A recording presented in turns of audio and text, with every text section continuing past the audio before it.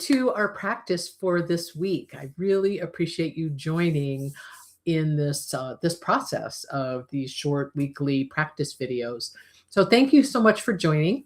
So we are going to periodically circle back to journaling, which I find to be such an important tool that we can use as we really explore what keeps us relevant, what keeps us on track, what keeps us feeling balanced.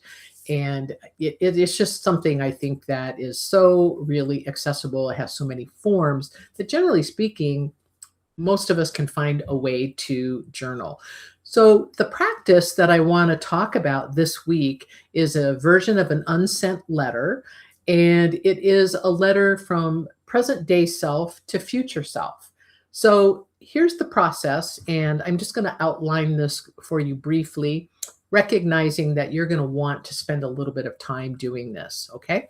So, the first step is to just kind of get yourself settled in and take a few breaths and just kind of, try to get grounded and get out of the stress of the day that you may, all the kind of the hustle bustle kind of thing. Okay.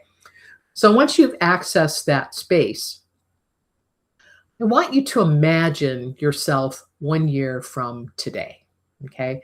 And so what we want to do is we want to write ourselves, present day self writes a letter to future self 1 year from today. Okay. Here's the process. The process is to, first of all, make a list of 3 things that you will accomplish in the next year. So 3 things that help you get to where you want to be, who it is you want to be, and what it is you want to be doing in a year from today. Describe each of those in detail. Why are they so important to you? Why are they maybe more important than anything else going on for you right now? What are the things that make these 3 accomplishments so important to you? Then what we're going to do also next is we're going to start to think about how might we get there. Okay, so just kind of brainstorm some ideas about,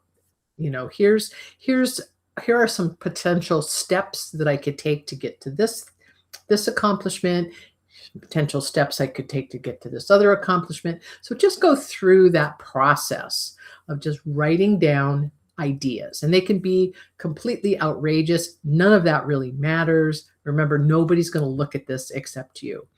So for the 3 things that you will have accomplished in 1 year, write down some ideas, of course, about why these are so important, and then some ideas about what you might do to get there. So once you have made these lists and done this writing, put it into a letter to yourself 1 year from today, and then put it in an envelope dated 1 year from today, and then put that envelope somewhere where you keep important stuff. So it could be, I like to refer to it as a sanctified place or a sanctuary place. It might be an altar if you have one. It might also just be where you keep your important stuff, in the bottom of your jewelry box, whatever it is, just wherever you keep important stuff.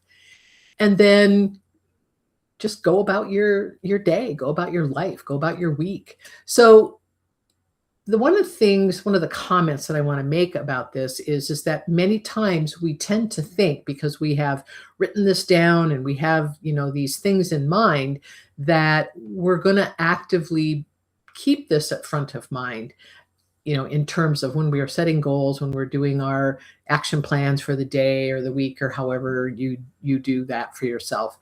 And I'm going to tell you that in all the times that I have done this, and this is one of these practices that I do once a year, is that I am always really surprised at how little I remember consciously about what I've written. So when I open the letter a year from when I wrote it, I'm always kind of like going, wow, this is kind of magical how much actually